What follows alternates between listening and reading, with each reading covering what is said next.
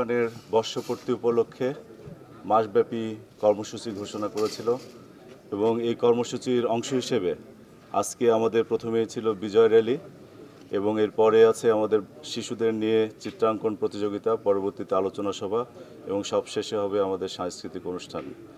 So আপনারা জানেন গত বছরে স্বৈরাচার ফ্যাসিস্ট শেখ হাসিনা পলায়নের মাধ্যমে বাংলাদেশ একটা নতুন যুগের যাত্রা শুরু করেছিল। সেই যাত্রাকেই আমরা অব্যাহত রাখার জন্য অক্লান্ত পরিশ্রম করে যাচ্ছি একটা সমৃদ্ধশালী, আধুনিক এবং কর্মমুখী বাংলাদেশ গড়ে তোলার জন্য।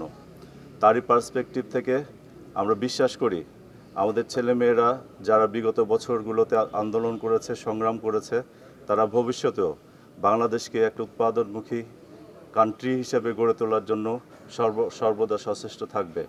সুতরাং আমরা এই বিজয়কে আমরা স্বাগত জানিয়ে আমাদের যে কর্মসূচি ছিল সেই কর্মসূচির শুভ উদ্বোধন ঘোষণা করছি, বিজয় র্যালির শুভ উদ্বোধন ঘোষণা করছি।